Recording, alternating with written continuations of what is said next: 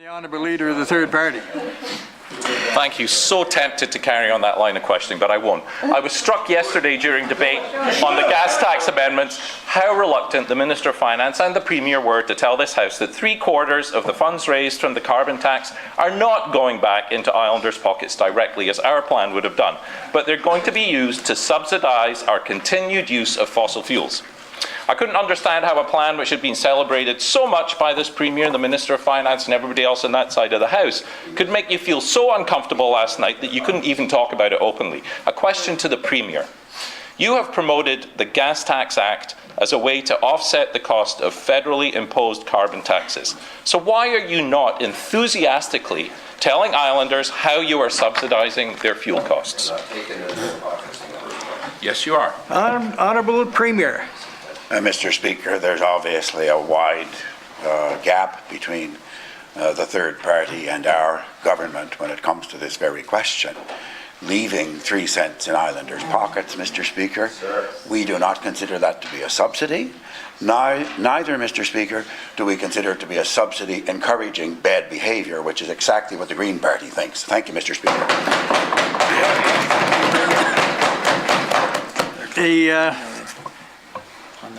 Honourable Leader, the Third Party, your first supplementary question. Thank you, Mr. Speaker.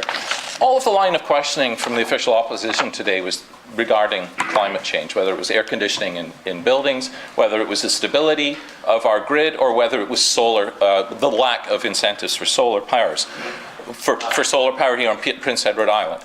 We need to act on this, and we have 2 separate bills before this House to accomplish, apparently, government's plan to combat climate change. One, to raise the cost of fossil fuels, and the other, to reduce it back down again. A question to the Premier. Why are we debating 2 bills that are so clearly at cross purposes to each other?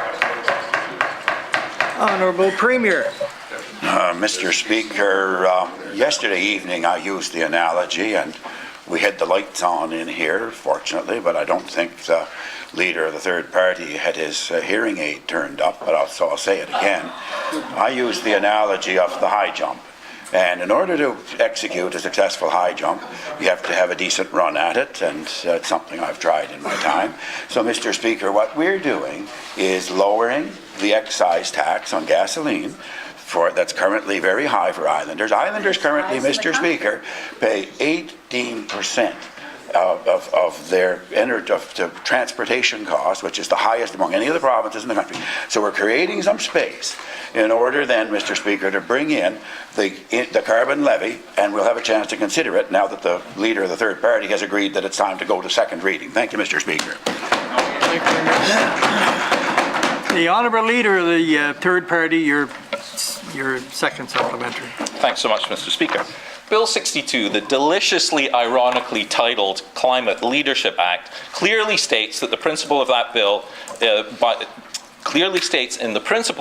that by raising the cost of fossil fuels, the expectation is that carbon emissions will be reduced. It says that in the purpose of the bill. A question to the Premier. Do you agree with the bill's principle that carbon pricing and using market forces actually does reduce carbon emissions? And if so, why are you intentionally sabotaging your own plan? Honourable Premier. Now, Mr. Speaker, I believe all members of this House, and I believe a lot of Prince Edward Islanders are aware that, in fact, there will be a carbon levy. It'll be an increment of 1 cent in 2019 and a further increment of 1 cent in 2020. We believe that price is a factor, and we say so, and we said it in the submission that was tabled here last night. Encourage the Leader of the Third Party to take a good look at it.